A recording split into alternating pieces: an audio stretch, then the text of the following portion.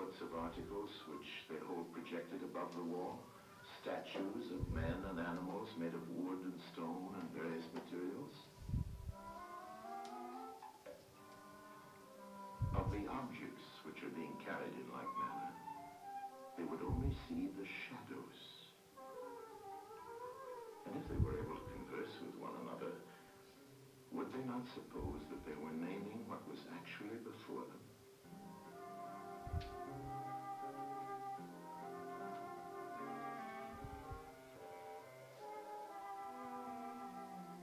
And suppose further that there was an echo which came from the wall. Would they not be sure to think when one of the passers-by spoke that the voice came from the passing shadows? To them, the truth would be literally nothing but the shadows of the images. Is there something else playing back there? Oh, no. Okay. And now look again and see what will naturally follow if one of the prisoners is released. At first, when he is liberated and compelled suddenly to stand up and turn his head round and look towards the light, all this would hurt him, and he would be much too dazzled to see distinctly those things whose shadows he had seen before. And then conceive someone saying to him that what he saw before was an illusion. But that now, when he's approaching nearer to reality and his eyes turn toward more real existence, he has a clearer vision. What will be his reply? And you may further imagine that his instructor is pointing to the objects as they pass and requiring him to name them. Will he not be perplexed? Will he not think that the shadows which he formerly saw are truer than the objects which are now shown to him? And suppose once more that he is reluctantly dragged up a steep and rugged ascent and held fast until he is forced into the presence of the sun himself. When he approaches the light, his eyes will be dazzled, and he will not be able to see anything at all of what are now called realities. He will require to grow accustomed to the sight of the upper world.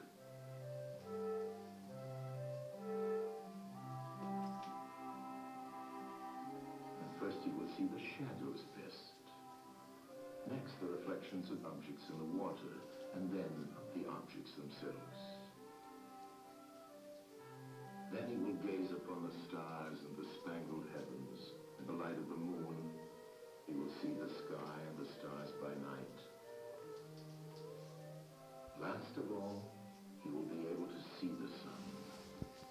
And not mere reflections of it in the water, but he will see the sun in its own proper place, and not in another.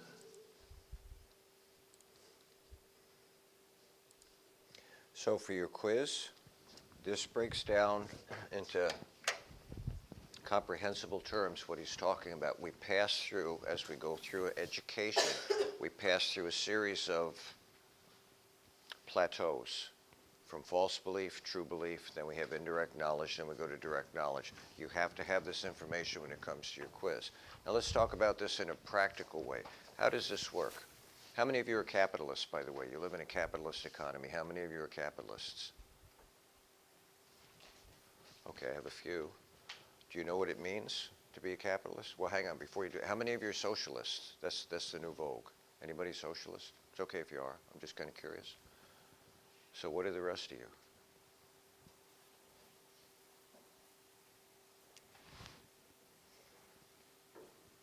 New iPhone's out and we ran out to buy it. You know, new this is out, we ran out to buy it. That's called consumers. But let's say we're capitalists. What is capitalism? Without great detail.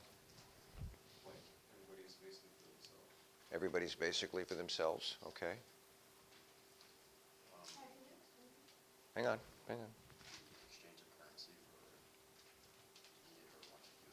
Okay, exchange of currency or some modicum of trade for needed goods. You raised your hand. It's okay if you don't know. Who's? Say that louder for me. I said I was just wondering if you could explain what capitalism is. Yeah, I'd love to, yeah. We'll get to that later in the semester. I'll explain the difference to them, yeah. They have their origin in a man named Adam Smith, who got his origin from the philosopher John Locke, who taught us what freedom was, libertarianism.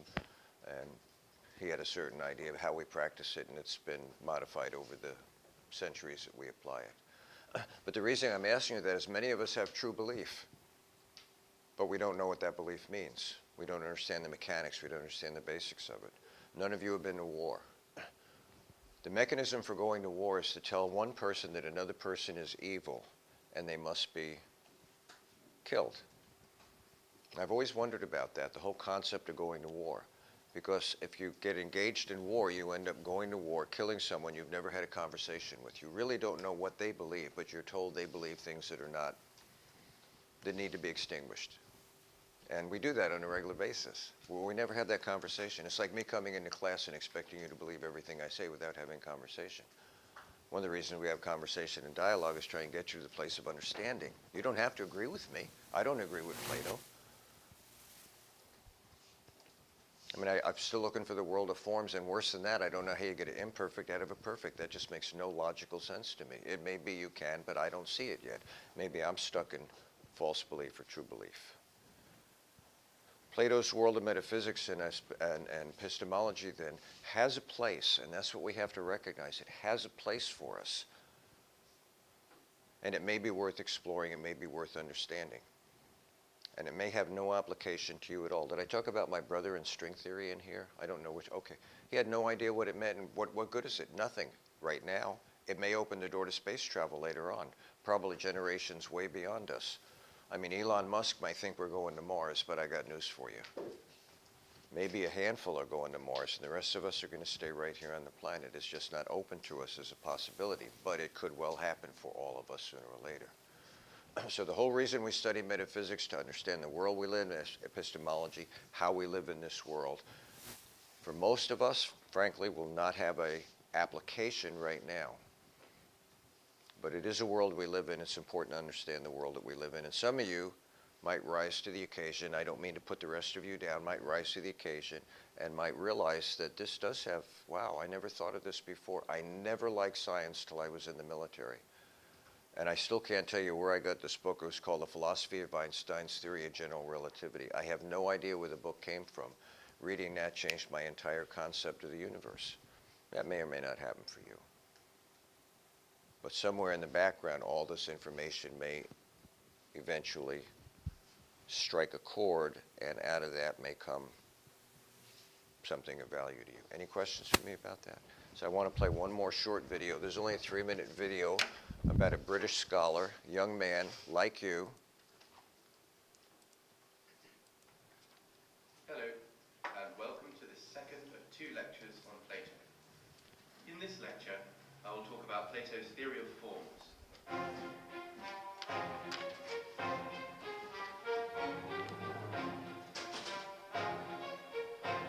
Sounds like Star Wars to me. The analogy of the cave helps us to understand Plato's theory of forms. For Plato, the world is divided up into 2 realms, the realm of appearances and the realm of ideas, or forms. How did Plato come to this conclusion? Why did he think that forms existed? Well, Plato came up with 2 main arguments for the existence of the forms. The first argument is known as the argument from human perception, and it goes like this. You might say, looking up at the sky on a clear day, that the sky is blue. Also, you might say, looking down at your jeans, that the jeans are equally blue. Both the sky and the jeans we call blue, but undoubtedly they're very different shades of blue. So why is it that we recognize them as the same color? The reason for this is that, according to Plato, there is a perfect form of blueness to which the sky and your jeans correspond. Plato would say that the blue items participate in the form of blueness.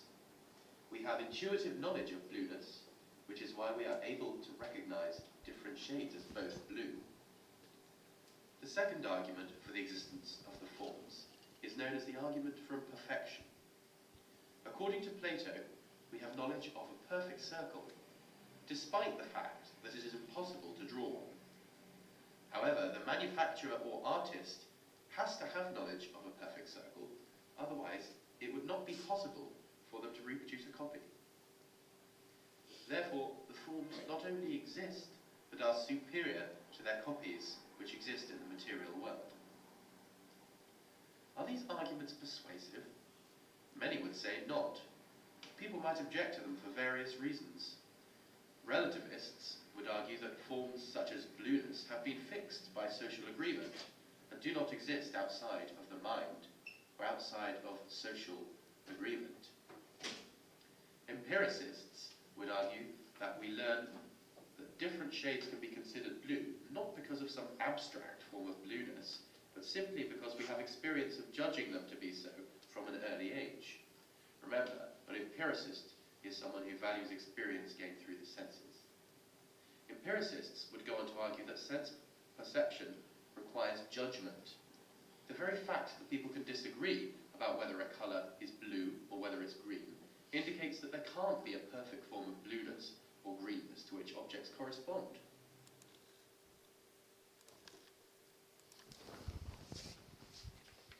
So like me, what he's trying to do there is just flush this thing out. Notice one of the things he said. He said there must be an innate idea in you of a perfect circle. Otherwise, how could you get a copy? Well, if you have an idea of a perfect circle, how do you get an imperfect copy? If you have an idea of perfection, perfect circle, and then you produce the circle, and you have an idea of a perfect circle, why is your reproduction not perfect? Its origin is imperfection. Once again, out of it, Plato says we get imperfection. Never explains this. No one, not for my satisfaction, has ever explained this. It's easier to believe in the world of perceptions and empiricism that we kind of have a conglomerate of agreement. And when we can come to that place of understanding, we say, okay, I understand it. I understand the idea of a concept, of a circle, of a square, whatever the conceptual framework is that we agree on. This would be cultural relativism rather than the land of forms, okay? I'm not saying Plato's wrong. He's trying to give us a solid foundation of understanding so we can begin to move in our world in agreement with one another. You realize we're in agreement with one another right now, or you wouldn't be sitting in this class with me. You may not understand the agreement, but you're in agreement with me. You wouldn't be sitting in this class right now.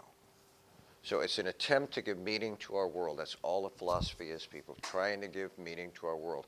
This week, you're going to be tested on Plato's idea of how we give meaning to the world. Forms give rise to instances of what the forms represent. But for some reason, the instances are always imperfect. They're always becoming rather than the permanence of the forms. He doesn't offer us an idea where the forms is or how you can get an imperfect out of the perfect. Okay? So when you go over your notes now, make sure you understand the language of his metaphysics, the language of his epistemology. He's going to talk about dualism, idealism, materialism. You have to have that down in order to get 100 on your quiz.